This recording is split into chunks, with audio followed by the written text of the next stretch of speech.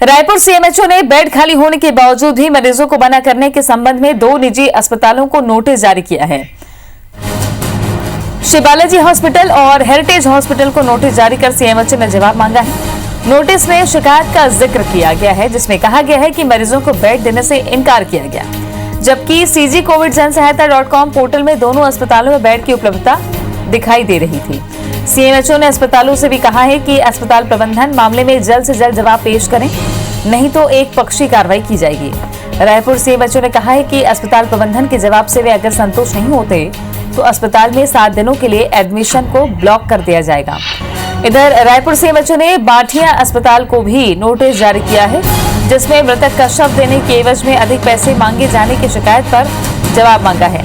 ये भी शिकायतें मिली थी कि अस्पताल ने पैसे नहीं देने की स्थिति में मरीज का शव रोक लिया था।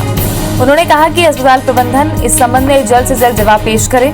इधर रायपुर सीएमएचओ ने सभी विकासखंड अधिकारियों और संयुक्त संचालकों को पत्र लिखकर कहा है कि वे लगातार ऐसे हॉस्पिटलों पर जाएं और वहां पर पर्याप्त बेड की संख्या और स्थिति की जांच करें, जिससे कोई भी हॉस्पिटल मरीजों की सुविधा से खिलवाड़ न कर पाए। इसके लिए हेल्पलाइन नंबर 104 पर आई शिकायतों की भी पड़ताल की जाए।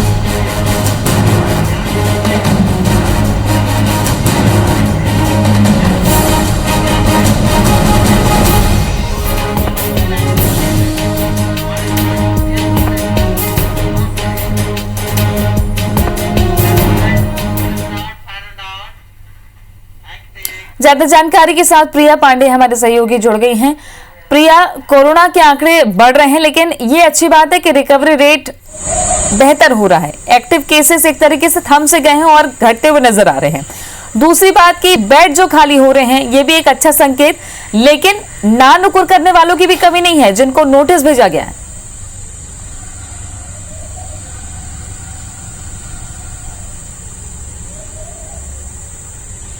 बिल्कुल एक अच्छी बात है कि प्रदेश भर का जो रिकवरी रेट है वो बेहतर हो रहा है और राजधानी रायपुर का रिकवरी रेट इस वक्त सबसे ज्यादा सुधरा हुआ हम देख रहे हैं। कहाँ 4000 के आसपास केसेस सामने आ रहे थे, लेकिन अब इसमें कमी देखने को मिल रही है। हालांकि कुछ और जिले हैं जहां पर थोड़े बहुत मामले बढ़ रहे हैं, लेकिन हम ये देख रहे हैं कि जितनी संख्या रोज संक्रमित नए मरीजों की है, लगभग उतनी ही संख्या रोज डिस्चार्ज होने वाली मरीजों की भी हो जा रही है।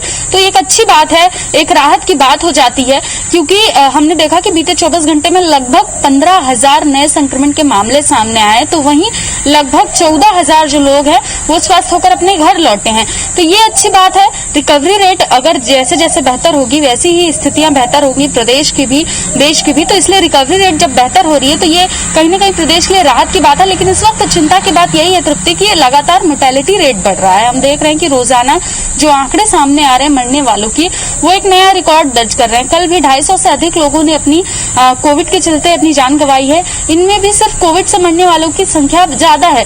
हालांकि सरकार लगातार इसकी ऑडिट रिपोर्ट तैयार कर रही है कि क्या कारण है, क्यों लगातार मोर्टेलिटी रेट बढ़ रहा है, और उस पर काम करने की बात कर रही है। लेकिन फिलहाल कोई बड़े कदम इसको लेकर उठाए नहीं गए हैं और इस वक्त जरूरी है कि मोर्टेलिटी रेट को भी कम किया जाए। जितना जरूरी है रिकवरी रेट बेहतर उतना ही जरूरी हो जाता है कि मोर्टेलिटी रेट भी कम हो, तभी कहीं ना कहीं हम ये कहेंगे कि स्थिति यहाँ बेहतर है। क्योंकि जिस हिसाब से रिकवरी रेट बढ़ रहा है उसी हिसाब से मोर्टेलिटी रेट भी बढ़ रहा है और ये इस वक्त की सबसे चिंता की बात हो जाती है।